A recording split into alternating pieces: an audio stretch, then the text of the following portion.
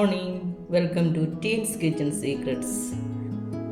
ഇന്ന് നമ്മൾ മാങ്ങ കൊണ്ടൊരു പച്ചടി ആണ് ഉണ്ടാക്കുന്നത്. ഇതുപോലെ വിളഞ്ഞ മാങ്ങ വേണേ, പഴുത്തു പോകരുത്, എന്നാൽ നല്ല ഈ കളറായിരിക്കണം, നല്ല വിളഞ്ഞ മാങ്ങ. അതൊരെണ്ണമാണ് എടുത്തേക്കുന്നത്.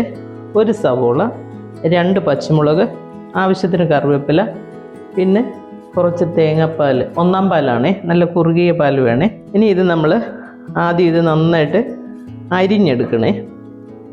ഈ പച്ചമാങ്ങ ഉണ്ടല്ലോ, ഇതാ ഇങ്ങനെ കൊത്തി അരിയണേ ചെറുതായിട്ട്.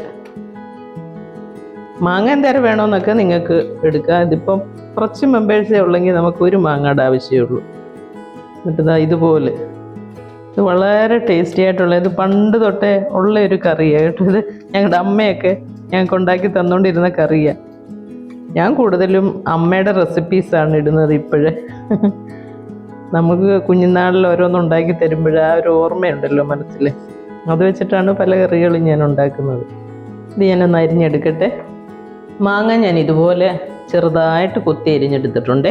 ഇനി നമുക്ക് ആ സവോളയൊക്കെ അതുപോലെ ചെറുതായിട്ട് അരിഞ്ഞെടുക്കണേ.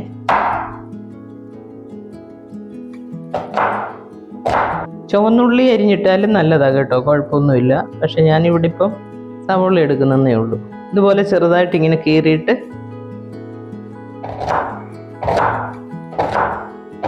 കനം കുറച്ച് അരിയണേ. പഴുത്ത മാങ്ങ കൊണ്ട് ഇതുപോലെ ചോറിന് കഴിക്കാവുന്ന ഒരു രീതി ഞാനത് കാണിച്ചു തരാം കേട്ടോ, വേറൊരു വീഡിയോയിൽ. ഇതുപോലെ ആക്കിയിട്ട് നമ്മളിങ്ങനെ ഇങ്ങനെ ആക്കി കൊടുത്താൽ അത് ചെറിയ നമ്മളിങ്ങനെ ഒന്ന് പ്രസ് ചെയ്ത് കൊടുത്താൽ മതി. എന്നിട്ടത് ഈ മാങ്ങയിലേക്ക് എടുത്തിടണം. ഈ പച്ചമുളകും അതുപോലെ ചെറുതായിട്ട് അരിയണേ. പച്ചമുളക് ഉള്ളിയൊക്കെ അരിയുമ്പോഴേ കണ്ണ് നീറും.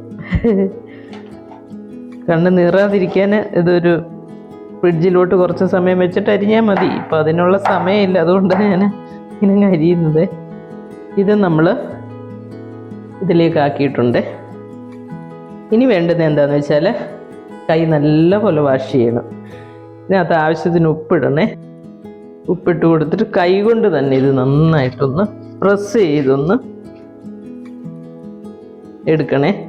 എന്നിട്ട് ഈ മാങ്ങയുടെ പുളിയും ആ എരിവും ഉപ്പും പിന്നെ ആ സവോളയൊക്കെ ഒന്ന് സോഫ്റ്റ് ആകുകയും കൂടെ വേണേ. അപ്പം നമ്മൾ സ്പൂൺ കൊണ്ടോ തവി കൊണ്ടോ ഒന്നും എടുത്താൽ ഇത് ശരിയാകത്തില്ല കേട്ടോ. ഇതൊക്കെ പഴയ രീതികളാണ്. ഞാൻ പറഞ്ഞല്ലോ, ഞങ്ങളുടെ അമ്മ ഇത് ഉണ്ടാക്കി തന്നിട്ടുണ്ട്. ഈ മാങ്ങയുടെ ഈ സീസണൊക്കെ വരുമ്പോൾ നല്ല വിളഞ്ഞ മാങ്ങ എടുത്ത് ഇതുപോലെ ആക്കിയിട്ട് ചോറിൻ്റെ കൂടെ കഴിക്കാൻ തരുമായിരുന്നു. നല്ല ടേസ്റ്റാണ് കേട്ടോ, ഈ തേങ്ങാപ്പാലും എല്ലാം കൂടെ അങ്ങ് ചേരുമ്പോഴേ. ഇനി ഇതിലേക്ക് ഈ കറിവേപ്പിലയും കൂടെ നമ്മൾ ആഡ് ചെയ്ത് കൊടുക്കണേ. ഇത്രയും മതി, ഒരുപാട് അങ്ങ് അങ്കമാലി മാങ്ങാക്കറിയുടെ കൂട്ട് അതുപോലെ അങ്ങ് വേണ്ട. എന്നാലും ഒന്ന് പ്രസ് ചെയ്ത് കൈകൊണ്ട് തന്നെ ഒന്ന് പ്രസ് ചെയ്ത് കൊടുക്കണം.